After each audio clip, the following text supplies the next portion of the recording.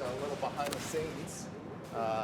Chip and I are working on 80-year anniversary. So this is going to be part of y'all's experience with the other side getting finished right now. So it's going to look kind of cool. Something to celebrate, you guys. We're excited.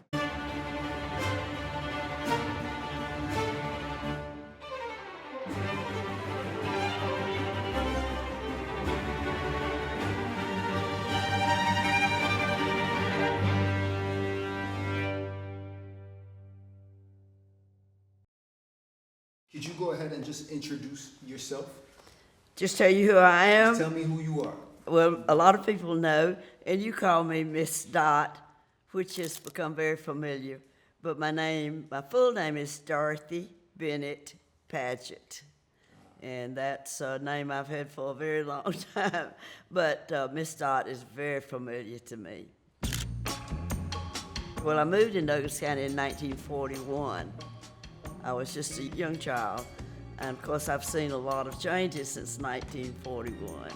And I'm always delighted to talk about it. I grew up in Douglas County, product of the Douglas County school system. It's kind of full circle coming back and helping lead the organization that helps businesses. This restaurant opened up February 23rd of 2000. We were new to the neighborhood, even though we had lived here, but in terms of business, we were new. And what better way to introduce yourself to a business community? So we made the decision to join Chamber of Commerce. This is Chamber newspaper from back in June of 1987. We hosted the first Business After Hour. Being that most restaurants don't typically last 5 years even, we are very blessed to still be here, and I'm so glad to have the opportunity to be able to run this restaurant. It was always my dream to be back in this community and be giving back to Douglasville and Douglas County, and so I am very grateful. It's interesting to see a business that was started in the basement that worked with mom and pop businesses, growing from those experiences just in the Atlanta market to, we were then working in Alabama, North Carolina, Texas, Tennessee, Florida, and to see it today. It's been an interesting journey. We try to keep it fun.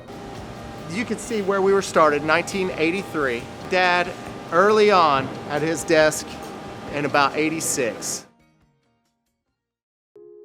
I was in charge of membership, being the only person. I was in charge of all of it.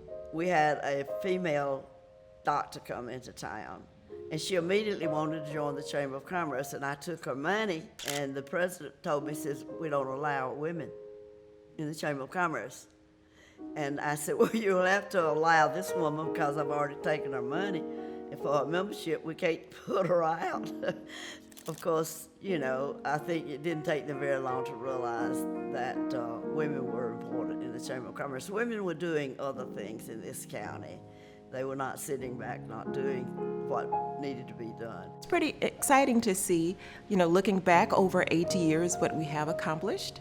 As a woman, as a minority, particularly as a woman of color, just talking earlier with one of our former chamber presidents, he spoke of a time where women were not even allowed to be members of the chamber, not to mention board members. And so I do think it speaks to the elasticity, the adaptability, and the willingness to bloom where we're planted, if you will. In 1990, this was the year that I was leaving the office, and the very first female president of Douglas County Chamber of Commerce was introduced.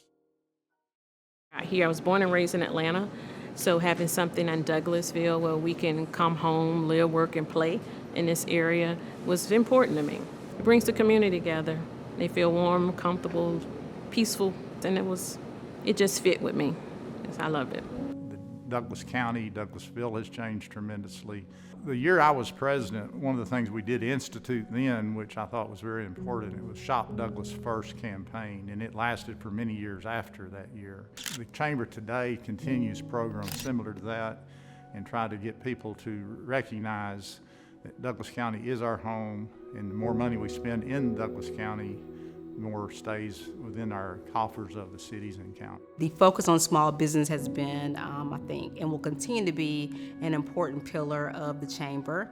And I encourage small businesses to look to the Chamber for opportunities to fill gaps, to help them with their needs. The Business Hospital has been a great partner with us in the last few years. Just being able to really walk alongside small businesses so that they continue to grow and thrive has been one big key plan of the Chamber. Early 2000s was probably when I first got some of those experiences with the Chamber, when we got Large Business in the Year and got to be on that stage with my parents, and it was a really exciting feeling. A lot of those relationships and stewardships through the community had all been connected through the Chamber of Commerce. Our partnerships have continued to grow and evolve. Our businesses are seeing and reaping the benefits of those partnerships.